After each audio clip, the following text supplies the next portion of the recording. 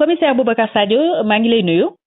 waaw maa ngi lay fay Fatou. Alors commissaire dañu gis benn note boo def di artu le président de la République ak son premier ministre Ousmane Sonko pour ne pas dire les autorités ci ay nomination est-ce que bëgg nga dellusiwaat ci li nga leen bëgg a transmettre comme message li nga jàpp ne xëy na mooy dëgg bi ñu war a wax ci nomination yooyu. waaw xam nga comme ni ma ko faral boo gisee du ma ci sawar a wax bon c'est parce que damay ragal xam nga Sénégal ñi dañoo gaaw a interpréter te ñu yaakaar ne sax boo ciy wax ne xëy na sa bopp mooy tax ngay wax te yàlla xam na ni effectivement moi je me suis engagé vraiment pour askan bi pour jàppale askan bi pour jàppale aussi ñi fi nekk parce que ñi fi nekk dama gis ni askan bi dañoo yaakaar ci ñoom lool te ñoo xam ne askan bi dafa yaakaar ci ñoom man vraiment sama devoir mooy ñu jàppale leen quoi donc moo taxit bi ma gisee souvent ñoom population bi surtout élément militant Pastef yi di critiquer yenn nomination yi da nga leen di comprendre bon xam nga bu mujjee bi ku ñuy wax xaw ma madame Bokar li xaw ma ko sax voilà man xaw ma ko sax mais dama gis ni que effectivement am na ay nit yoo xam ne ñu ngi Pastef ay militants la ñu wala ay sympathisants wala ay sympathisants sénégalais yoo xam ne sax dañoo jàpp projet bi rek gëm ko rek sans pour autant ñu nekk militant wala sympathisant waaye di ci wax wante loolu xam nga dugguleet am na fi nomination Samba Ndiaye boo xam ne effectivement ñëpp gis nañ que li mu doon wax ci Sonko waaw parce que jamono bu metti la ñu ci affaire Adji Sarr lu nekk la doon wax vraiment boo ko interroger sax vraiment day wax ne lii lu salte la lii affaire bàkkaar la vraiment lu nekk mu yekk ko Sonko waaw bu ñu ñëwee gis ko ñu fal ko xam nga bu ñuy wax ni par exemple allié la mais affaire allié yooyu man gëmuma ko wax dëgg yàlla parce que xam nga au niveau de Pastef ñaari mouvement ñaari migration moo am benn migration bi mooy ñi ñuy wax alliés yi nga xam ne ñoo constitué le souvent coalition Diomaye président mais ñooñu am na ñoo xam ne bi mu dese trois jours lañ dem rejoindre léegi nag on les considère comme des alliés de la coalition Diomaye président et je crois que ça ne rime absolument rien du tout man bokkuma nu mu tuddati coalition Diomaye président mais daf ma wóor ni 95% ñi fa nekk yëpp li may liggéeyal projet bi defuñu ko donc vraiment loolu ça ne suffit pas. L'essentiel nañu xool ci jamono bi Samba Ndiaye doon wax affaire Sonko di ko xas di ko saaga mais ay junni militant ak sympathisant seen xool def ci tàngoon waaw donc léegi kooku nga toog wëlbati ko ñu gis ko ñu jox ko yenn poste yi dafa xaw a métti mais balaa boobu am na keneen koo xam ne wax dëgg yàlla sax nu mu tuddati ku ñuy wax saaxo la xaw ma jox nañ ko aussi benn nomination mais kooku aussi jëpp gis nañ ko publiquement mu ne Sonko xamul dara Sonko di nit boo xam ne amuñu xam-xam ay novice lañu Sonko de koo xam ne vraiment il a fait du sur place. Voilà donc nga gis ñu mel noonu ñu aussi nommé ko et cetera vraiment loolu aussi vraiment qu'on se dise la vérité ça crée des frustrations. Ça crée des frustrations parce que bu dee wàllu compétence la mais wax nañu fi 1400 cadres yu Pastef ñu xalaat projet bi mais par ces 1400 cadre amuñu kenn ko xam ne li Sakho occupé mun na ko occupé lu Samba Ndiaye occupé war nañu ko dañuy waxante dëgg projet bi ñun dañ ci xar suñu tànk tubé te dañ ci teg suñu bakkan ñii il faut ñu réussir Sénégal pour mu réussir il faut mu jaar ci réussite Diomaye ak Ousmane Sonko ñooñu bu ñu réussir incha allah Sénégal day nekk dëkk boo xam ne dëkk bu naat la dëkk bu neex a dëkk bu koñ nga moo tax il y a cette vigie populaire yoo xam ne nit ñi vraiment aussi bëgguñu ñuy fal ñenn ñi quoi loolu la donc moi j'ai alerté c'est pas parce que xëy na dafa am lu mu si séntu dama ne soxla ma ci dara vraiment xëy na bu ma la ko waxee doo ko gëm xaw ma benn responsable ab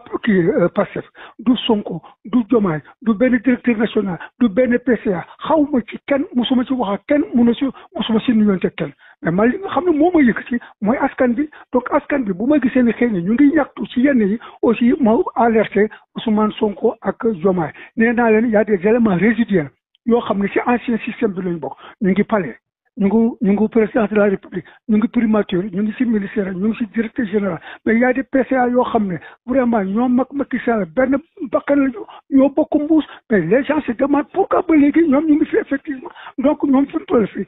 li may bañ mooy ñuy def ay erreurs yoo xam ne finalement nit ki di xeex day ne waaw man li ma doon xeex est-ce que jar na ko war a jaru ko donc moo tax ñu leen di artu dama leen di bëgg a jàppale man dama leen di gunge rek pour ñu bañ a def erreur d'accord ñooy président ñooy premier ministre mais am na loo xam ne ëpp ñu ma ko ci expérience ëpp ñu ko yenn Sénégalais ci expérience ñoom ñu ngi doog a jël nguur ñun dañoo liggéeyal ngoon pendant 30 ans 35 ans xëy na am na loo xam ne xam nañ ko te xamuñu ko donc fi mu nekk suñu devoir mooy ñu jàppale leen mooy ñu gunge leen et cetera pour que projet bi nga xam ne mooy horizon 2050 bi vraiment mu réussir pour que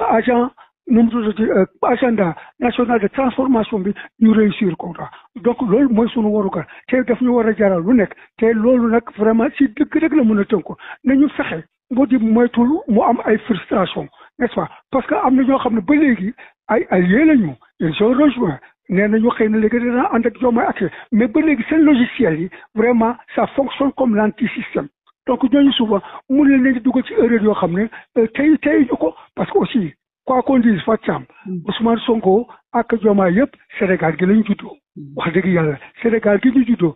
fii la ñu màggee am nañu ay xarit yoo xam ne c'est des amis d'enfance ils ont des condisciples du primaire de l'élémentaire du secondaire de l'université am na ñoo xam ne ñoo bokk liggéey am na ñoo xam ne ñoo bokk parti ensuite am na ñoo xam ne ay mbokk la ñu donc c'est pas des gens désincarnés c'est des gens yoo xam ne direct ak sidit ak yax moo nekk ci ñoom donc ils peuvent effectivement tenir compte de certaines interactions donc loolu aussi da ngeen koy nangul nga xam ne vraiment c'est pas des gens désincarnés du nit ñoo xam ne ay ciment fer ak béton lañu déedéet ay diñ lañu nga xam ne dañuy am ay yëg-yëg donc loolu aussi quelquefois mun na juger seen choix loolu aussi da ngeen koy nangul da ngeen koy comprendre waaye nag ñu bañ a di jël ñoo xam ne ñoom ñoo doon opposé farouchement à ce projet là vraiment di leen di jox vraiment ay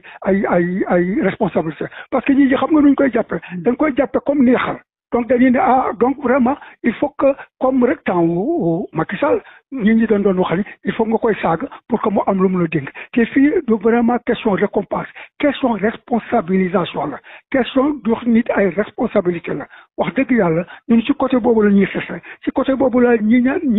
laa bëgg ñu xam sama combat waaw combat askan bi la combat projet bi la te projet bi dafa réussir pour réussir ñun ñëpp suñu ndam lañ waaye nag fekk ni échoué na nañu xam ne Sénégal fii la ñuy jóge ñu taxaw ba faaw donc vraiment war nañu def engagement xam ne c'est sincère Sénégal gii on n'a pas besoin d'être ministre PCA ou directeur général nee naa la comme ni ma ko waxee sama texte bi mun nga nekk sa tool ji béy sa di arroser sa tool wala nga nekk di élever sa poulailler mais nga fas yéene projet bi réussir te loolu ngay liggéey muy élever poulailler bi ak def sa tool nga def si sa kéemtalaay kàttan ak si yéene ba nga xam ne effectivement ñi da nga leen di jàppale si yenn wet gi donc c'est comme ça qu'il faut que les gens comprennent donc am na ñoo xam ne ba léegi ñu ngi xeex pour projet bi ba ñu réussir waaw am nañu xaalis ñu ngi utiliser ay chroniqueurs ñu ngi utiliser ay journalistes ñu ngi utiliser ak ñoo xam ne am nañu responsabilité ci état bi waaw ñooñu la téléphone ñooñu ñooy induire autorité yi en erreur donc suñu taxawaay mooy taxawaay vie citoyenne suñu taxawaay mooy taxawaay jàppale Diomaye Faye ak Ousmane Sonko pour ñu réussir et képp koo xam ne da ngay gàllankoor seen liggéey ñun pare nañu jaakaar nag dañu te mu jaral ñu nekk. Jërëjëf, commissaire. Alors, pouvez-vous résumer justement ce message en français pour ceux qui ne comprennent pas Wolof? Commissaire Boubacar Sadio, vous avez lancé un message au président de la République et au Premier ministre concernant les nominations, après justement cette nomination de Awa Bocar Ly qui a soulevé encore une polémique au sein des militants et sympathisants de PASTEF.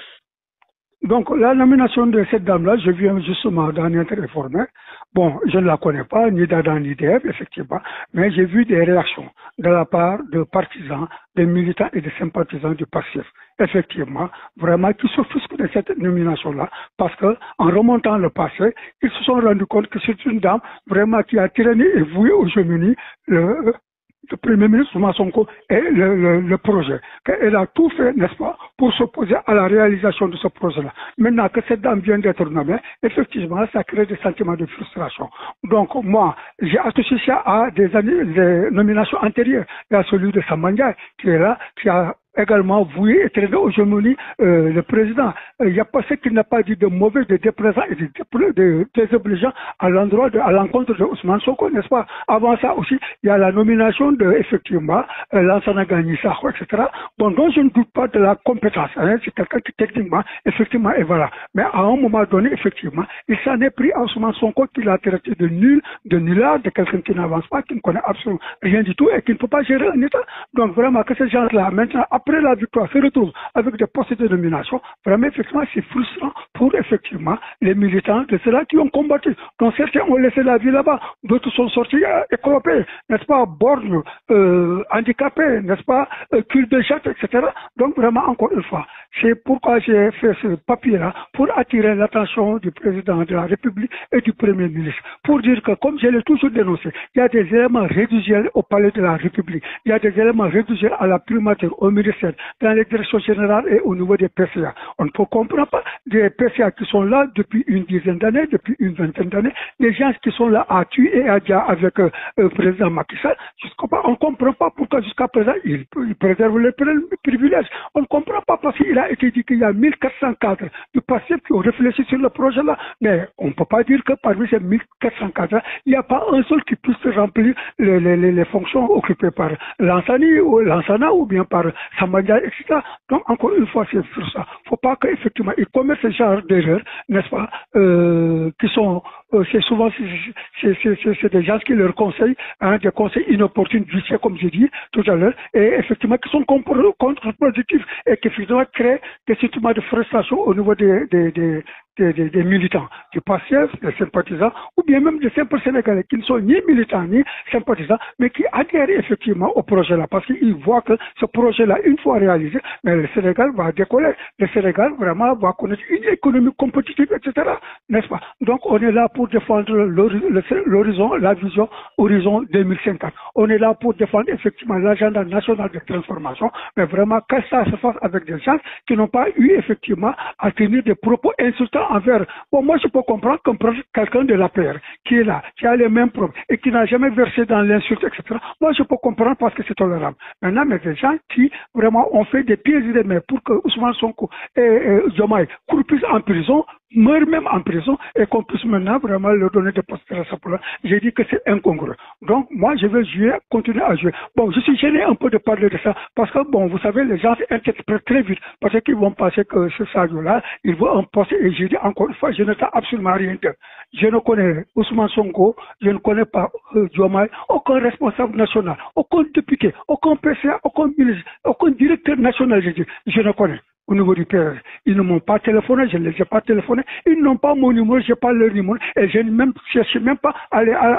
les voir, etc. Donc c'est pour que dire que moi, en fait, ce qui m'a motivé, c'est mon engagement pour patriotique. C'est mon engagement par rapport effectivement à ce souhait que j'ai de voir de mon peuple vraiment être dans des conditions d'existence extraordinaires. Et je sais qu'avec Ousmane Sonko et Diomaye, effectivement, si on les aide, s'ils réussissent, vraiment, on aura effectivement un Sénégal où il fera bon vivre. Un Sénégal vraiment où effectivement les gens pourront se soigner comme ils veulent, ils pourront se déplacer librement comme ils veulent, ils pourront manger à leur faim et boire à leur soif, etc. Ça, j'en ai la conviction. Donc, ceux-là qui sont à la tête de l'État, c'est mon devoir effectivement de les alerter. Il y a encore des éléments réduisiels au palais. Il y a des éléments réduisiels à la primature, dans les ministères, au niveau des PCA et des directions générales. Il faut qu'on les en extirpe et qu'on les jette, n'est-ce pas, qu'on les balaye.